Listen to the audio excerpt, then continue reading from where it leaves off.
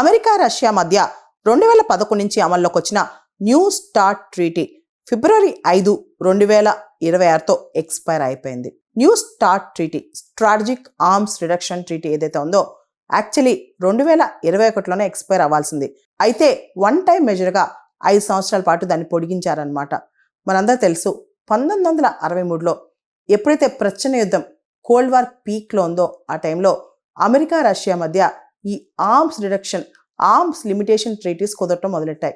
First time 1963 తర్వాత America Russia మధ్య ఈ రోజు నుంచి ఎటువంటి ఆయుధాల నియంత్రించే ఎటువంటి మెకానిజం లేదనమాట.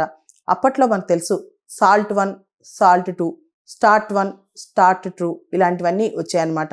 Strategic arms limitation treaties, strategic arms reduction treaties. అయితే 1991లో ప్రచ్ఛన్న యుద్ధం కోల్డ్ వార్ ఎండ్ అయిపోయిన తర్వాత కూడా ఈ ట్రీటీస్ కంటిన్యూ చేయాలనే ఉద్దేశంతో చాలా ట్రీటీస్ వచ్చాయి అమెరికా రష్యా మధ్య.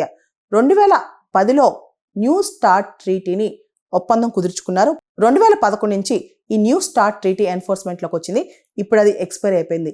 లిటరల్గా చెప్పాలంటే రష్యాకి అమెరికాకి మధ్య ఇప్పుడు ఎటువంటి ఆయుధాలకు సంబంధించిన నియంత్రణ ఒప్పందం ఇప్పుడు అమల్లో లేదు. ఆంటోనియో గుటెరస్ ఎవరైతే UN సెక్రటరీ జనరల్ ఉన్నారో ఈ ఫేజ్ అనేది చాలా డేంజరస్ అని చెప్పారనమాట. మనందరూ తెలుసు ఆర్మ్స్ రేస్ అనేది విపరీతంగా జరుగుతుంది ప్రపంచంలో.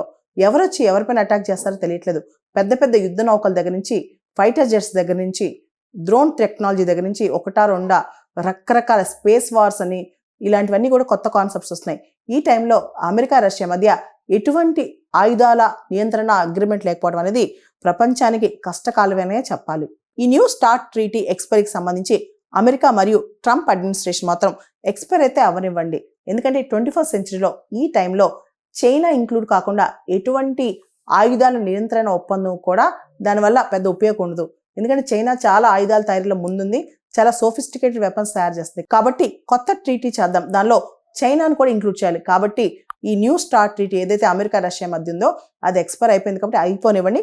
కొత్త ట్రీటీ చైనాని ఇంక్లూడ్ చేయాలనే ఉద్దేశంతో అమెరికా ఇప్పుడు ముందుకెళ్తుంది. ఇకపోతే చైనా దేశం దగ్గర 2035 కల్లా అంటే ఓన్లీ చైనా దగ్గరే దాదాపు 1500 న్యూక్లియర్ వార్ హెడ్స్ ఉంటాయని ఒక అంచనా వేస్తున్నారు.